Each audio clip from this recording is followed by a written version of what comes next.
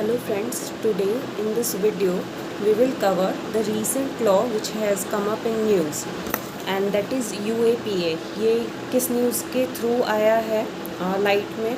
ये आया है through the arrest of Natasha Narwal and Devangana कलेता।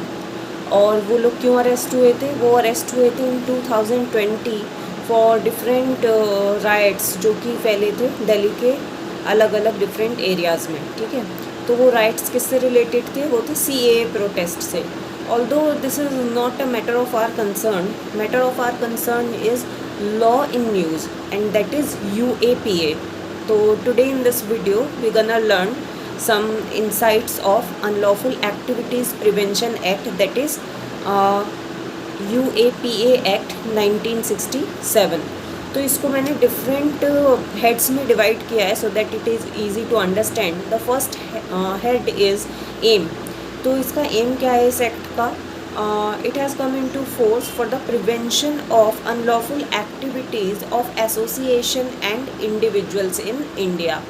अब क्वेश्चन उठता है कि अनलॉफुल एक्टिविटी कौन सी होगी. ठीक है, तो unlawful activity refers to any action taken by an individual or association intended to disrupt the territorial integrity and sovereignty of India.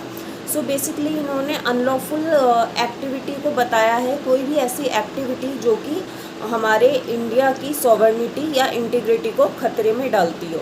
ठीक है, this act assigns absolute power to the central government by which if the center deems an activity as unlawful then it may by way of an official gazette declare it so. What does it mean? It means कि पूरी तरह से इसमें जो power है वो state government या किसी अदर अथॉरिटी के पास नहीं है.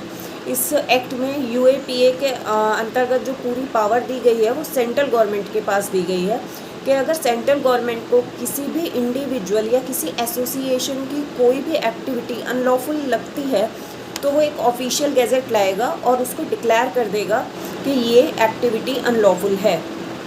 इसमें मैक्सिमम पनिशमेंट कितनी दी जा सकती है?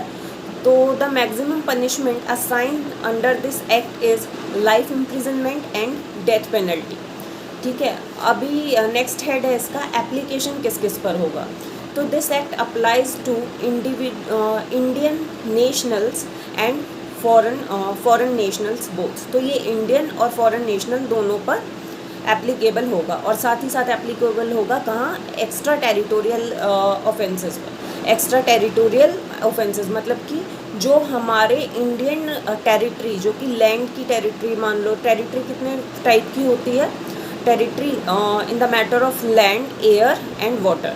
तो इंडियन टेरिटरी के बियॉन्ड जाकर भी अगर ऐसा कोई ऑफेंस होता है जो कि अनलॉफुल डेजिग्नेटेड है अंडर UAPA तो उसमें भी ये एक्ट जो है एप्लीकेबल होगा. और वो मैंने बता ही दिया है कि अनलॉफुल एक्टिविटी कौन सी होगी? जो इंटीग्रिटी और सॉवरेनिटी ऑफ इंडिया को थ्रेटन करती हो ऐसी कोई भी एक्टिविटी क्या होगी? अनलॉफुल एक्टिविटी होगी. इसमें चार्जशीट कितने दिन में सबमिट की जाएगी? तो इसमें मैक्सिमम टाइम जो कि अलॉट किया गया है पुलिस ऑफिशियल को चार्जशीट सबमिट करने के लिए वो है 180 डेज़. ठीक है, which can be extended by the court. ठीक है, अभी जो इसमें अमेंडमेंट आया है वो सबसे ज़्यादा डिस्प्यूटेड अमेंडमेंट रहा है 2004 का. Through the 2004 amendment terrorist act was also added in the list of unlawful offences. और ये क्यों किया गया टेररिस्ट एक्ट को इसमें अनलॉफुल एक्टिविटीज़ में शामिल? To ban organisations for terrorist activities under which 34 terrorist groups were banned. तो टेररिस्ट एक्ट्स को भी इसमें अनलॉफुल एक्टिविटीज़ में शामिल किया गया थ्रू 2004 अमेंडमेंट, 2004 ईयर के अमेंडमेंट के द्वारा, और जिसमें 34 टेररिस्ट ग्रुप्स को बैन कर दिया गया.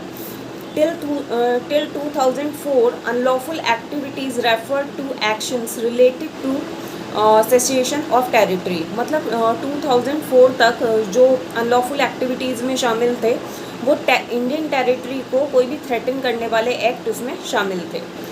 एंड जो इसका लेटेस्ट अमेंडमेंट आया है वो है 2019 में. In August, Parliament cleared the unlawful activities Prevention Amendment Bill 2019 to designate individuals as terrorists on certain grounds provided in the Act. So it was all about UAPA. I really hope that this video was helpful to understand this particular act, and I wish you luck for the future endeavors. Bye bye.